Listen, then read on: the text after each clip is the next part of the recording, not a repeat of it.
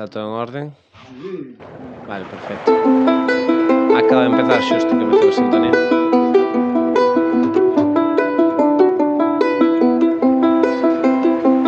A vivir que son 2 días Galicia.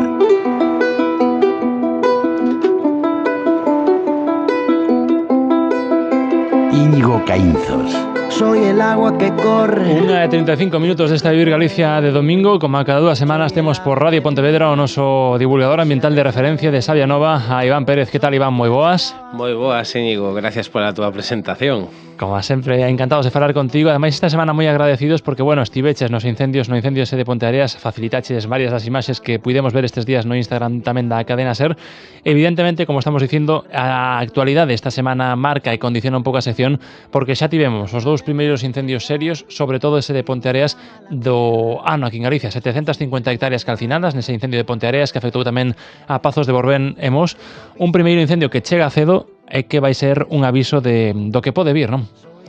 Un preludio, é que, a ver, con calquer cidadán, bueno, pois tal, pero contigo que estamos tendo un contacto bastante continuado e o levamos falando, o levamos repetindo, aquí está, o sea, dá un pouco de medo cando tes un pronóstico alarmista e é peor que o propio pronóstico, non? Porque eso, estábamos falando precisamente a semana anterior do Pladiga, ti dicías que hai que entender que os incendios que van vir de agora en adiante van a ser grandes en moitos casos, que era moi interesante esa figura dos expertos en grandes incendios. Claro, que a 6 de abril teñamos un incendio destas dimensións, 750 hectáreas, gran incendio. Afortunadamente porque esa noite choveu, pero bueno, foi unha noite despois de días de moito calor, de vento, que pois debe acender as alarmas, non?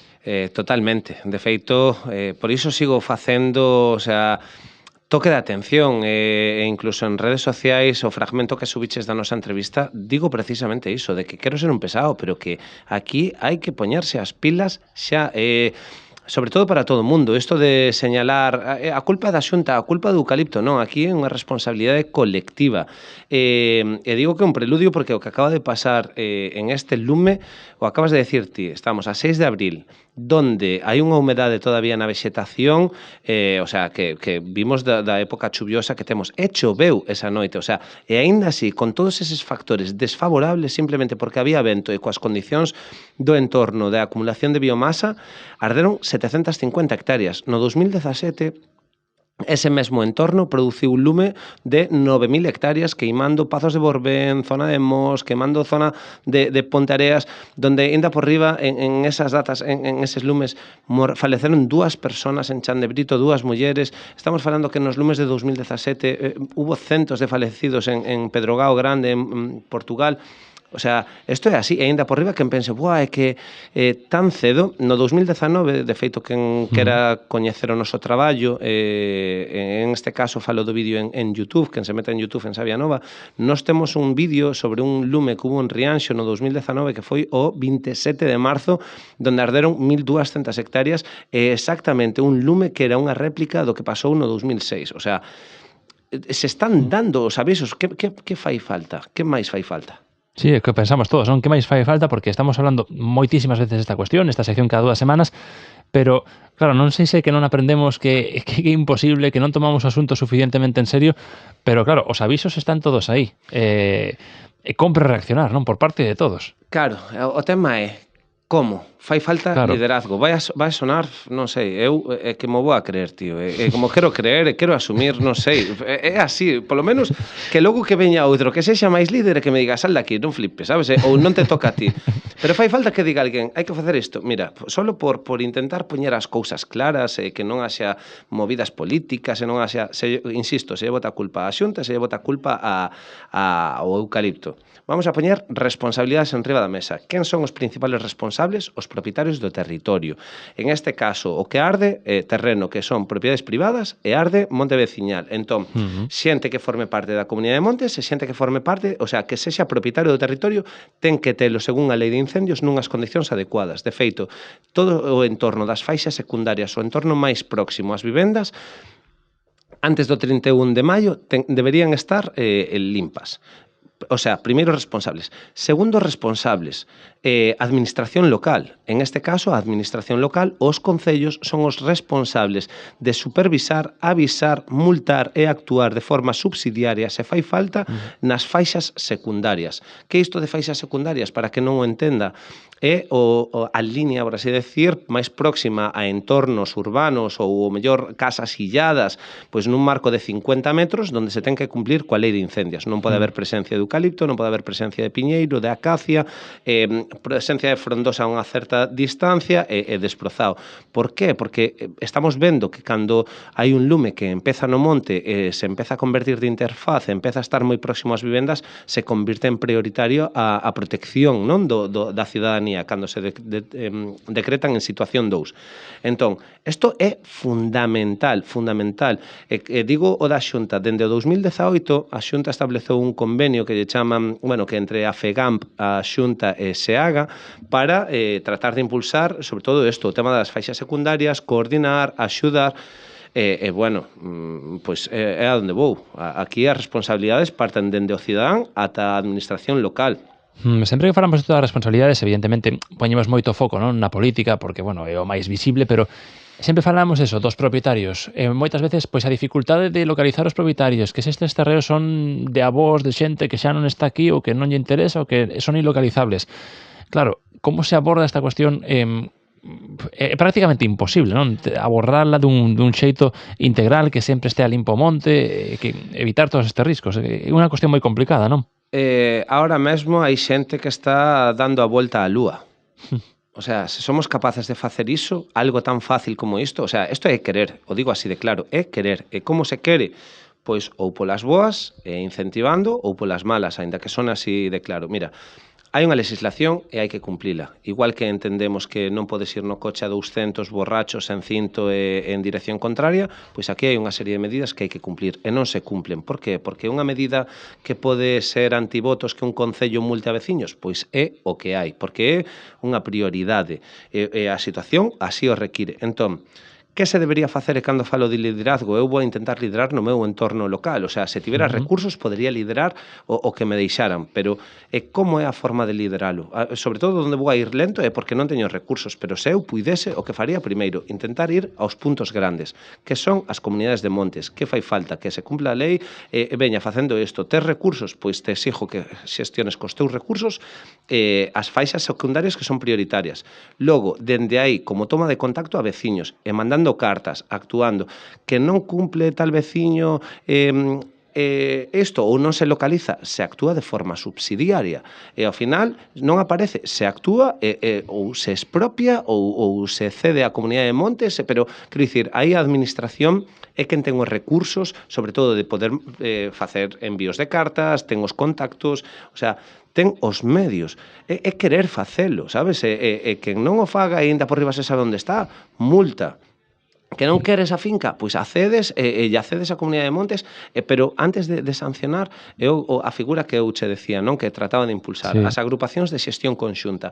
De feito, a propia administración acaba de ampliar os plazos para subvencións, optar a subvencións de traballos selvícolas, en productivos en piñeiros ou en temas de soutos. Aquelas entidades que formen parte dunha agrupación de xestión conxunta non necesitan nin ter unha superficie mínima para poder optar, o sea, son prioritarias. O sea, se está fomentando dende a propia administración.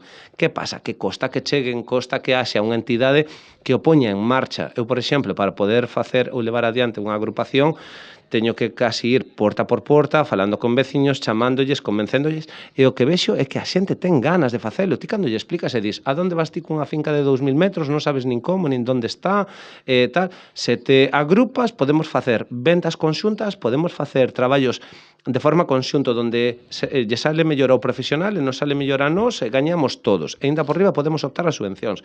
O sea, as ferramentas, a teoría, está todo definido. Solamente hai que abordalo de formas locais e con ganas. Ti andabas metido isto nun proxecto, dis, non, que fai falta máis tempo e que fai falta máis recursos. Bueno, como estás levando ti, en que punto andamos? Pois eu ando no punto de que, primeiro, como Comunidade de Montes, levei á Asamblea que a Comunidade de Montes que poden formar parte destas agrupacións sexa o órgano que vai a aportar a maior superficie, porque necesitas unha superficie mínima, e que ademais aglutine. A min, por exemplo, estando na Comunidade de Montes, pois nunha parcela de 20 hectáreas, ti tes dereito por ser propietario, non? Ou polo menos representante dunha propiedade, en catastro a ter unha información mínima dos lindeiros, sexa un nome, sexa unha dirección, que en moitas ocasións o nome xa non coincide e a dirección está desactualizada, pero tes un mínimo de información.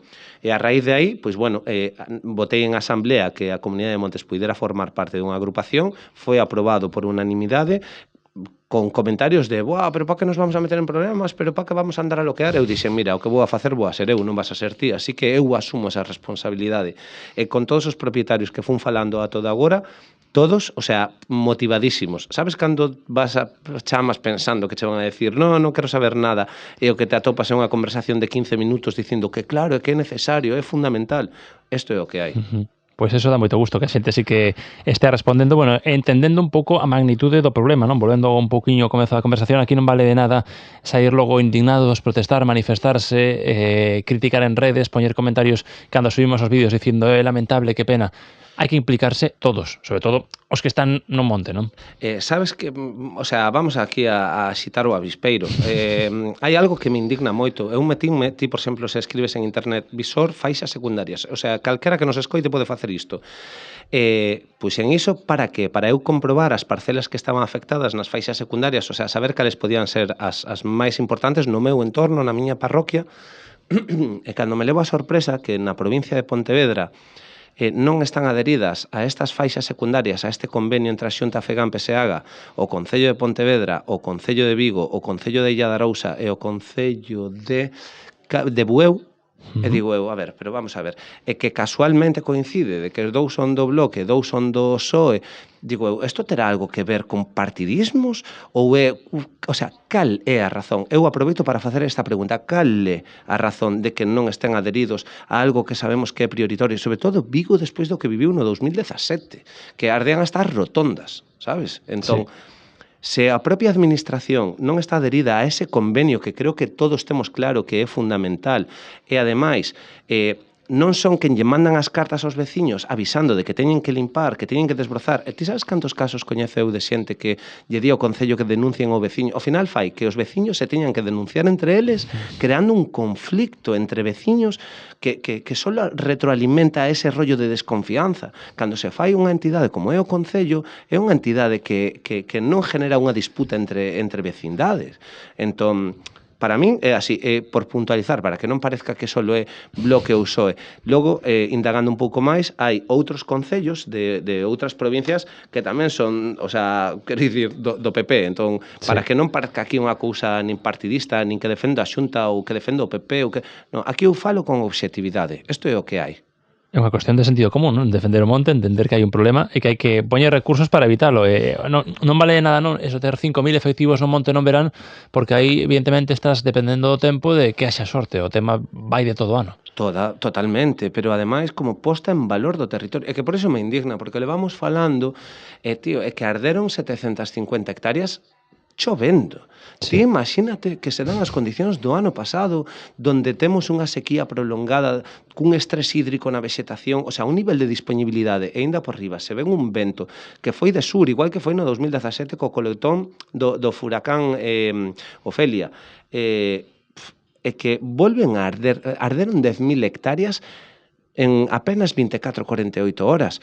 Xa como nos queda pouquiño tempo, é que o que quero decir é, primeiro de todo, a quen sexa, a vos como xornalistas ou a Cadena SER ou a todos os medios ou a todas as entidades, temos que traballar nunha cousa importantísima que é mandar mensaxes de autoprotección, que a xente sepa como comportarse antes e durante un lume, porque non hai nada de coñecemento, hai moitísimo nerviosismo.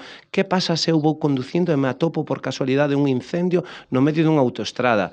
Teño que dar a volta na autopista, non? O sea, Isto temos que explicarlo a xente, ou se está chegando ás súas casas. A veces se fan evacuacións cando a casa é de pedra e o tellado é de tella, o sea, que non arde.